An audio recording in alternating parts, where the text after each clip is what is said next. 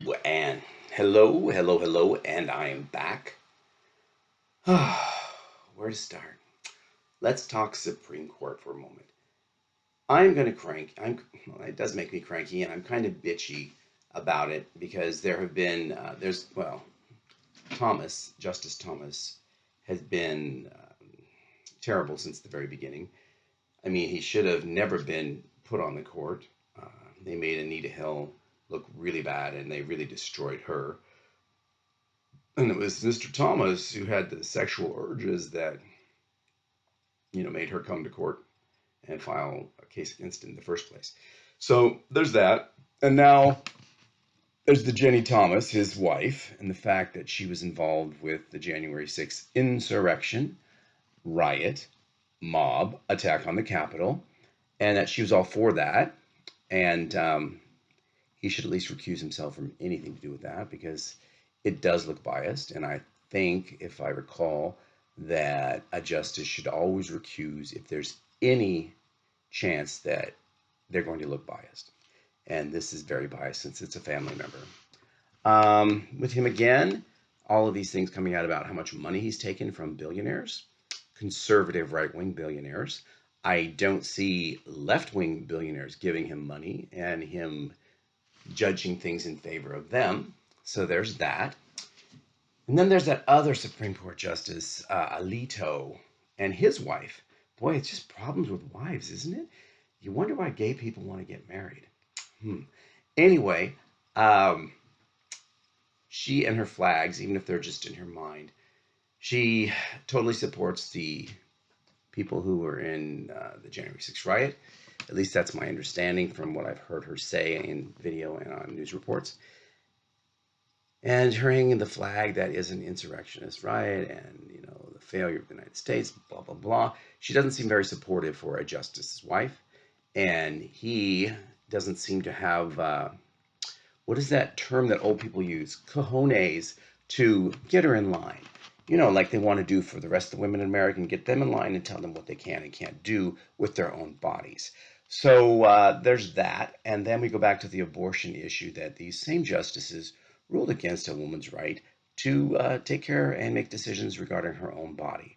That's a farce, and that needs to be repealed and make abortion legal for anyone who wants it. Can you have limitations? Yes. I don't know of anyone that's aborting a full grown 9-month-old baby. I just don't think that happens. I know that there are 9-month-old babies that are stillbirth, but I don't think they're aborted. I believe in most cases that the woman then just has to go through the whole birthing process, even though the child has already passed. Is a fetus a child? In my mind, it's not. In my mind, it's just a group of cells. I don't think that qualifies as life per se, like sentient life. If you want to get technical, I think it's going to really rely on what religion you are, because different religions state that the soul, if you believe in soul, enters the body at different times. So who's going to make that decision? And if it's a religious decision, how can you impose that on everyone else who's not part of that religion? Next up, oh boy, Trump.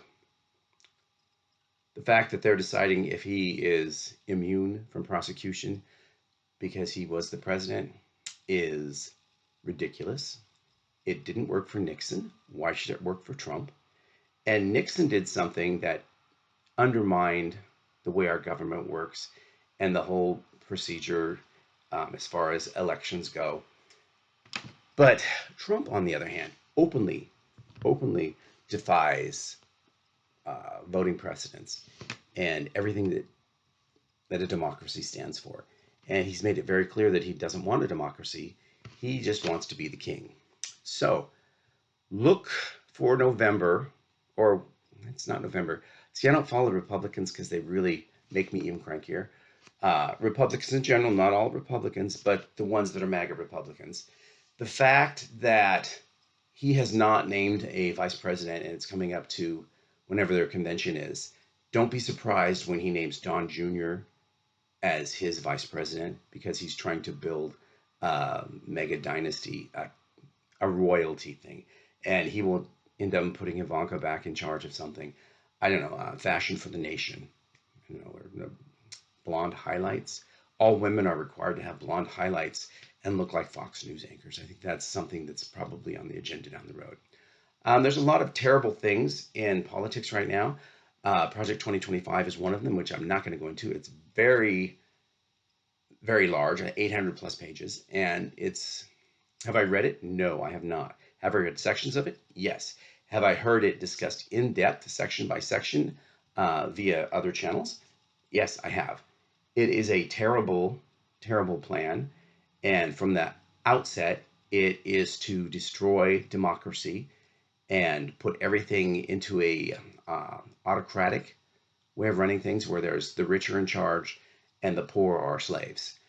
And we won't even get into people who aren't white because it's also very racist.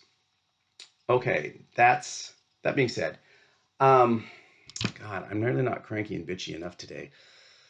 I've already had my coffee.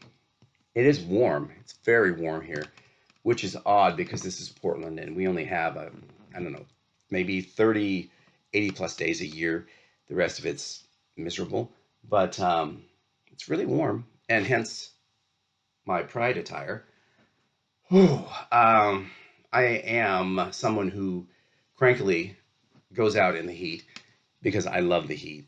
I would much rather have the heat than any other weather. Make it 75 plus every day, and I would be totally fine with that. Do I love 120? Not so much. I would have to stay indoors with air conditioning, which I find kind of wasteful energetically, and it really limits what you can do. You have to get up, you know, at dawn and then be back in the house by 11 a.m. or you just fry. So, Palm Springs, I love you, but not in the summer. Now, get me a place in Palm Springs for September or November or October. October through May, I would I would be sweet with that. But I don't want to be there in the summer. Also, I would have to have a pool, and hopefully it would be a private pool in my backyard, so I don't have to wear clothes because I am a nudist and I really don't like wearing swimwear. It's very unflattering to me, and I don't like how it feels. Um, yeah, I don't know how we got on that subject, but we're there, so let's finish it. And one more thing, in a future segment, I will talk about the border crisis and how it should be handled. And it's not going to make conservatives happy the way I would do it. And it might not make a lot of progressives happy. Because am I for open borders? No, no one wants open borders where people just come and go walking back and forth. This isn't the Middle Ages. However, I am for letting people who want to immigrate to this country, because that's what this country is about, is immigrants. And we need more immigrants because we need to boost the younger population in this country as we're aging out. And if you want your programs to continue, Social Security, military, police, fire department, etc., you need money coming in via taxes, and that's just not going to happen as people age out and die off and don't have children. So let immigrants come in who want to start a life, a new life, and start a family or bring a family. That would be great. Would there be rules? Yeah, there'd be rules. There would be certain things you have to do. Would you require them to speak English? No. Would I require them to go through an English language program to learn English? That's a possibility. And I would probably have that set up as a government program that's part of their getting to stay here. They do need to go to these classes. And that is not to change who they are and their culture. It is to let them work their way into the country and be more accepted. Because regardless of how people should behave, people behave terribly. God, I'm just losing it. People behave really badly towards people they see as different. Being in a certain community like I am, it's been that way for a long time. Am I personally attacked for that? No, I don't think I've had a really hard time with that, but I'm a male and I am white. So that has been in my benefit, and I have not had to suffer the way a lot of people do. Am I super feminine? I've always thought so, but compared to other femboys, I don't think I am.